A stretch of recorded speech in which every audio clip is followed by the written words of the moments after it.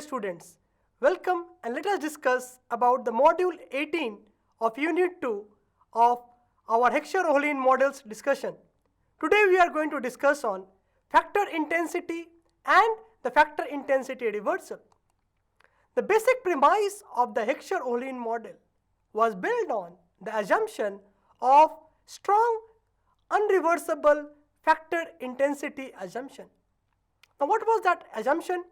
The assumption said that irrespective of the factor price ratios, the commodities relative factor intensities remain unchanged. That is, if a good is relatively labor intensive, for all values of factor price ratio, it will remain a labor intensive good. Whereas if a good is capital intensive, for all labor of factor price reverse, it will remain to be a capital intensive good. In our model, good X was considered to be a labor intensive good. What did it indicate? It indicated that per unit requirement of labor for capital is more for good X than per unit requirement of labor for production of good Y. So if ALX by AKX is greater than ALY by AKY, we called good X to be a relatively labor intensive good, and that good Y was relatively capital intensive good. And this was a very important assumption in the Heckscher-Ohlin model. Now we may be interested, what will be happening if this assumption is violated? Mind you, the Heckscher-Ohlin model's assumption of factor intensity irreversibility basically meant that good X was labor biased in production, whereas good Y was capital biased in production. In the real world situation, factors are substitutable. That basically means that the producer can use either labor or capital in place of each other, and the change in the factor price ratio may make some factor attractive than the other. However, if at a different factor price ratio, the producer changes the factor intensity, this will be an violation to the assumption that was made in Heckscher-Ohlin model about factor intensity of production. Let us take a condition. If you see, for some values of wage rental ratio, if a particular good, say X, is relatively labor intensive than good Y. Now it may happen for another W by R ratio, the same good X, which was earlier labor intensive, may behave as capital intensive good. Then we will be having a case of factor intensity reversal.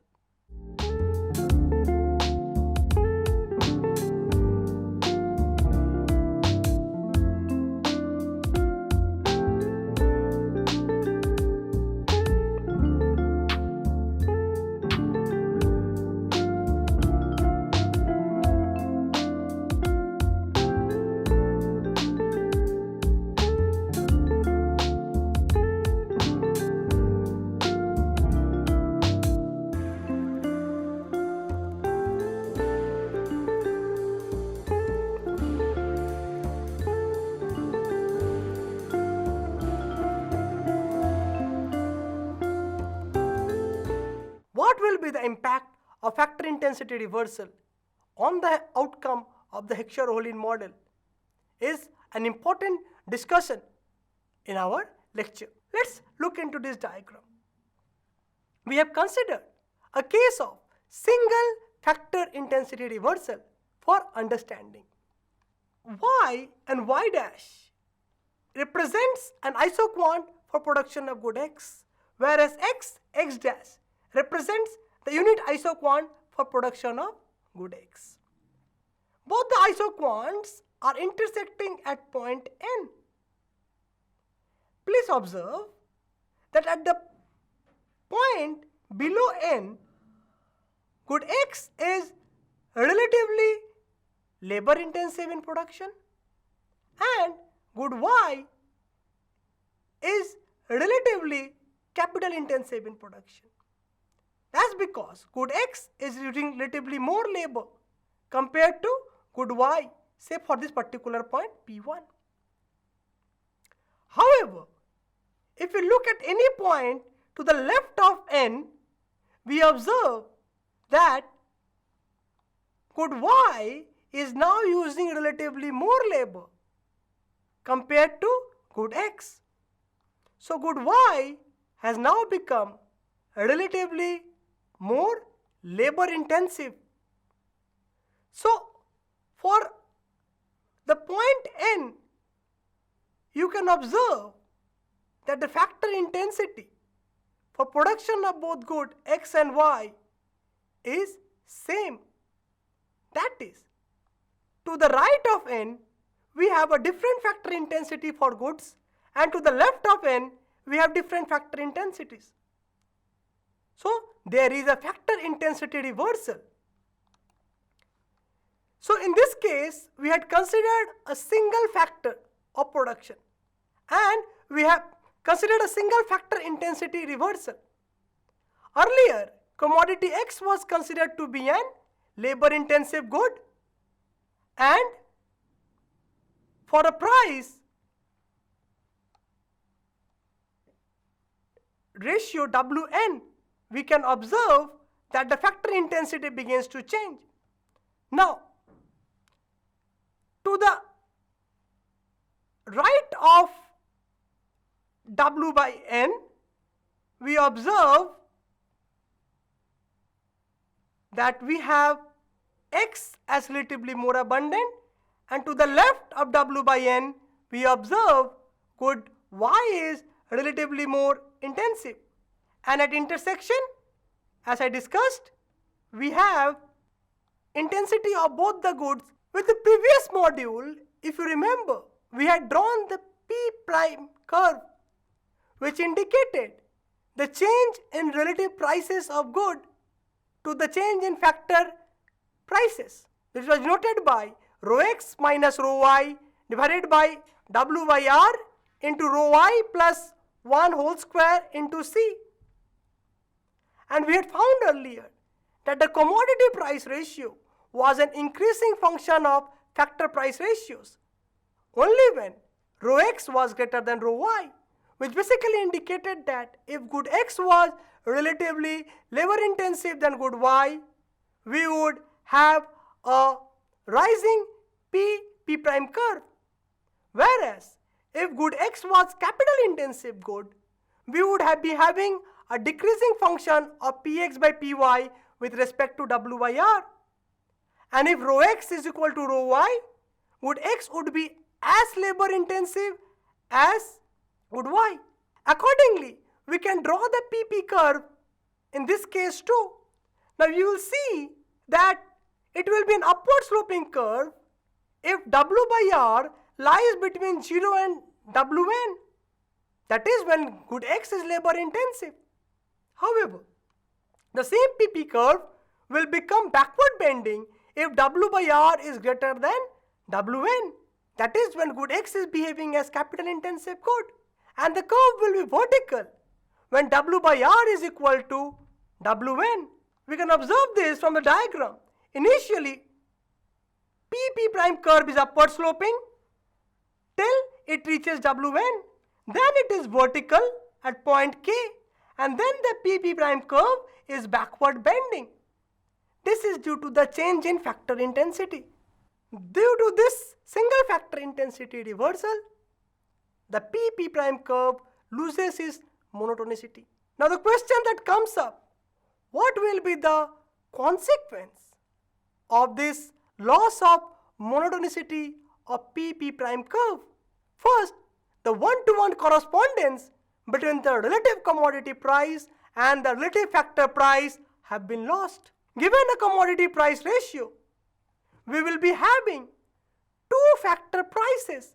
You can look into the diagram. Let's take an example of this price P3. We are having one factor price ratio over here, another factor price ratio over here. So, for the same price ratio, we are having two different factor price ratios. And with the factor intensity reversal, even with incomplete specialization in trade, both the countries, the equality of commodity price may occur, but the factor price equalization may not necessarily be equalized.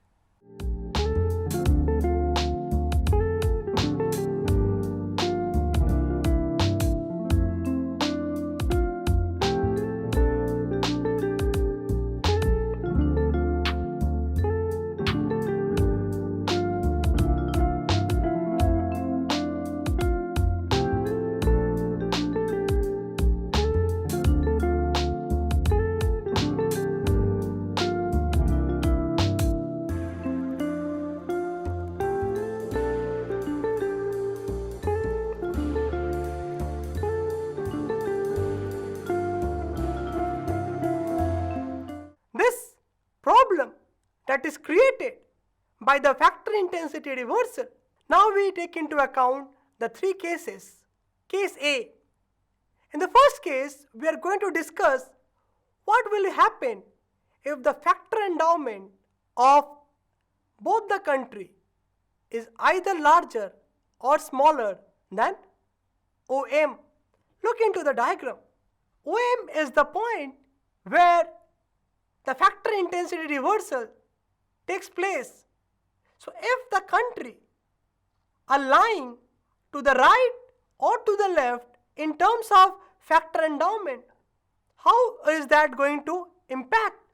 Now, for understanding, let us consider that OM is the optimum labor capital ratio for both good X and Y when the factor price ratios are equal to Wn. This case presents no difficulty, which is newer than what we had earlier in the Heckscher-Ohlin model. Although good X and Y cannot be uniquely classified into labor and capital based on the relative production function alone, the additional condition on factor endowments, namely that both rho A and rho B are either smaller or larger than OM, restricts the area of substitutability in the way that it prevents the factor intensity reversal from actually happening. In the case of absence of complete specialization, factor price are completely equalized between country. HO is also true by price definition based on factor abundance. However, HO definition based on physical abundance will only be true if we assume that the tastes are equal or there is a homothetic indifference curve for both the countries. Now, we will look into the second case where the factor endowment ratios of two countries are equal to OM. If you look into the diagram, if the countries are at point OM, that means the factor intensities for both the countries are same, which in turn will imply that the relative factor price ratios are also same for the country in a pre-trade situation. Now, assume that its country A's factor endowment ratio is equal to OM. We can subclassify this case into three parts. In the first case, where we have both countries having factor endowment equal to OM, the rho A is equal to rho B is a classic case of equal comparative cost. This would mean that the PPF of both the countries are now a parallel straight line and they both are having a common slope is equal to the price, that is Pn. If you look into the diagram, the Pn is the slope of the price for both the countries. There is no possibility of meaningful trade to occur between both the countries because if you remember, it was the difference in the relative prices that was the insulator of trade in Heckscher-Ohlin model. However, the factor prices are equal between the countries, even in the autarky state, and they will continue to remain so if we allow trade to occur. The second subcase, let rho A is equal to OM, but rho B be greater than OM. That is, if you look into the diagram, country A still is at OM, whereas country B lies to the right of OM. Now for country B, if you observe, let us consider the price ratio as rho 1. For this, the relative factor price for good X is S, and that for good Y is R. And the respective prices are P1 and P2 from the price curve. Now what we observe here is that the relative factor prices for the goods X is lower in country 2 than in country 1, where the prices are at Wn. In this case, the PPF of A is still a straight line whose absolute slope is equal to the price Pn, and the factor price ratio, which is consistent with this price, W by N. For country B, the possible variation of prices will take between the two zones R and S as shown in the diagram. While this happens, there will be incomplete specialization. Country B will find to export good X, which is cheaper than country A, and in the post-trade equilibrium, the commodity price ratio will be lying between P1 and Pn. Thus, country A will specialize in production of good Y. However, country B will either specialize in production of good X, when its commodity price ratio will lie in the region P2 to Pn, or will produce both the commodity when the commodity price ratio will lie in the region P1 and P2. That means if the price ratio lie in the region of RS, the country B will prefer producing both the commodity. But if the price lies above this zone, the country will provide only good X because it will get better return. If we have this, we can see that factor price equalization cannot actually take place because the factor price ratio faced by country A, that is Wn, is far higher than the price zone faced by country B, that is RS, because the prices will vary between RS zone for country B. However, as we observe, due to specialization, there will be a tendency for factor price equalization. In case of Heckscher-Ohlin model, we find that it seems to be true from country B's point of view, which is exporting good X, which is using the intensive factor of production in price terms. This is also true in case of physical abundance. If we look at HO theorem from the point of view of country A, this does not apply directly. But we're used to compare it with country B. We observe that HO theorem holds for country A as well. So though HO theorem does not hold directly for country A, due to comparison to country B, we are having a case where HO still holds. Now let us take the third subcase. In the third subcase, we consider rho A is equal to OM, but rho B less than OM. So if we have to understand, we go back to the diagram, we see that country A still lies at OM, that is for the country A, the relative factor price ratio is still Wn, but country B is now lying to the left of this Wn, that is country B is now operating in this region.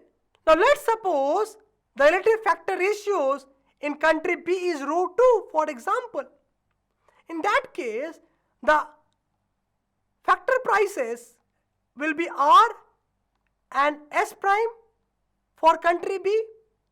Now RS prime, the price ratio lies above WN in this case.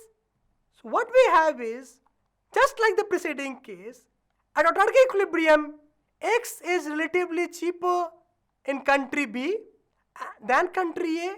Mind you, country B is a capital abundant country, but now based on prices and a quantity definition, it exports commodity X, but X is a capital intensive good.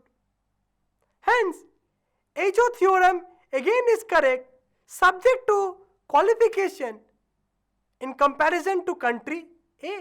Complete factor price equalization is again impossible, because note, the price ratios in country A, that is WN, is lower than price ratios prevailing in country B. As both this price ratio do not lie in same region, factor price equalization may not occur. But what we observe here is, there is a tendency toward factor price equalization in this case. Now let us move to the third case. Here, the factor endowment ratio of one country is higher than OM, while that of another country is lower than OM. That means both the countries are lying to the opposite sides of WN. Now let us suppose country A lies to the right of OM and country B lies to the left of OM. This case is called the case of factor intensity reversal proper. Let us look into the diagram to understand this case. As we said, country A lies to the right side of OM.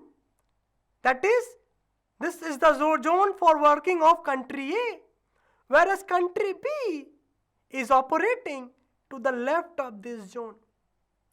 What you understand here is that the price ratios in both the countries are totally different.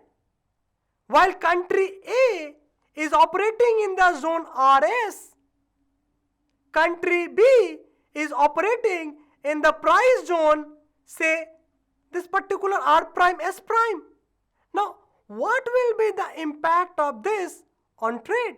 Let us assume that country A's factor endowment remains fixed at rho 1 and we allow country B's factor endowment to vary in the region OM. Now given rho A is equal to P1, the price ratio in country A is RS, whereas the price for this is P1 and P2 respectively in country 1, whereas for that of country 2 will be P3 and P4. Now as long as PB is less than OM, the range of variations of B's relative price necessarily lies above the price variation of country A. Therefore, any chance of factor price equalization is completely ruled out in this case. What is more disappointing in this case is that even there is no tendency for having a factor price equalization that was occurring in the previous example. What is interesting to note here is that with free trade, the factor prices in both the countries will move in the same direction, and the difference between both the countries may either widen or decrease depending on some circumstances. But why is this happening? Mind you, earlier with the opening of trade, the factor prices tends to equalized. The country which was having a higher factor price ratios and country which were having a lower factor price ratio were converging to a common factor price ratio as well as commodity price ratio. In this case, the factor price ratios will move in a similar direction, We will see why so. We remember commodity X was a labor-intensive commodity in country A, but it's a capital-intensive commodity in country B due to factor intensity reversal.